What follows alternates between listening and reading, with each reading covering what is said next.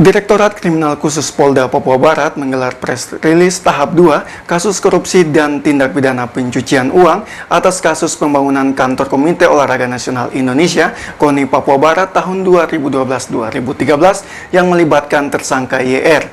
Dari tangan YR, penyidik menyita uang senilai miliaran rupiah, dokumen beberapa unit rumah dan kendaraan serta ruko. Bukti, barang bukti yang kita sita. Kapolda Papua Barat Brigjen Polisi Martuani Sormin didampingi Wakapolda Papua Barat, Irwasda Polda Papua Barat, Direktur Reserse Kriminal Khusus Polda Papua Barat, Kabid Humas Polda Papua Barat, bersama sejumlah penyidik Reskrimsus Polda Papua Barat, menggelar press release tahap 2 kasus tindak pidana korupsi dan tindak pidana pencucian uang TPPU atas pembangunan kantor KONI Papua Barat tahun 2012-2013 dengan tersangka YR. Kapolda Papua Barat Brigjen Polisi Martuani Sormin mengatakan, beberapa waktu lalu Kejaksaan Tinggi Papua telah menyatakan bahwa berkas perkara tersangka YR yang dikirim oleh penyidik Polda Papua Barat telah diterima dan dinyatakan lengkap. Hasil kerja penyidik tersebut dinyatakan lengkap untuk menangani tindak pidana kasus korupsi dan kasus TPPU sehingga akan diserahkan untuk dilakukan tahap 2. Meski begitu, Kapolda menjelaskan saat ini tersangka YR tidak ditahan, tapi ditangguhkan karena mengalami sakit.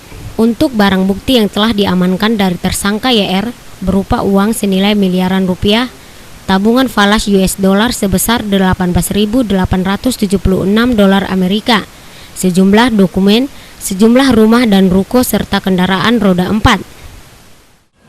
Kasus ini adalah kasus pitching di mana tersangka utama yang satu lagi yaitu AR yang sudah juga divonis menjalani persidangan.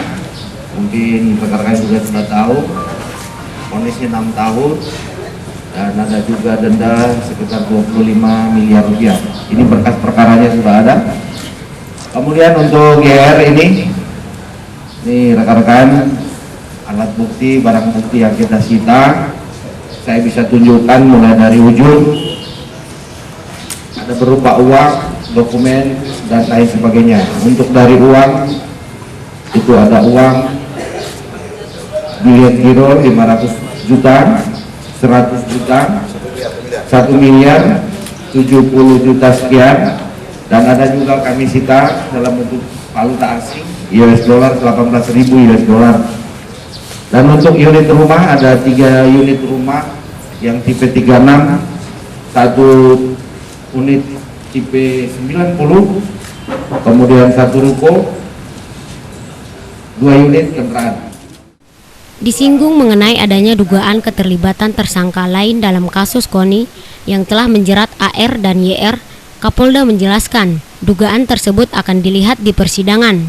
Namun hingga saat ini baru 2 tersangka yang diketahui. Kapolda menjelaskan rencana penyerahan tahap 2 kasus tindak pidana korupsi dan tindak pidana pencucian uang atau TPPU ini merupakan jawaban dari pihak Kepolisian Daerah Polda Papua Barat terhadap semua pernyataan segelintir masyarakat yang menilai penanganan kasus tersebut terkesan lambat.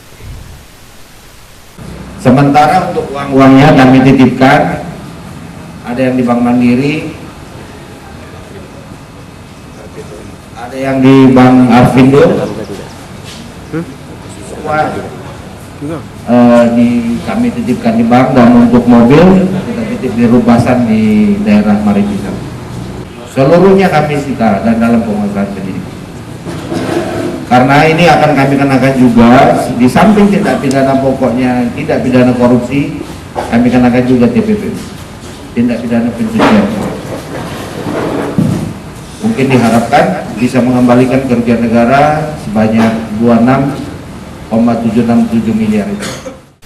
Berdasarkan informasi pemberkasan tahap 2 untuk tersangka YR ini akan dilaksanakan pada Kamis mendatang ke Kejaksaan Tinggi Papua dengan menghadirkan tim dari Kejati Papua ke Manokwari untuk menerima tersangka.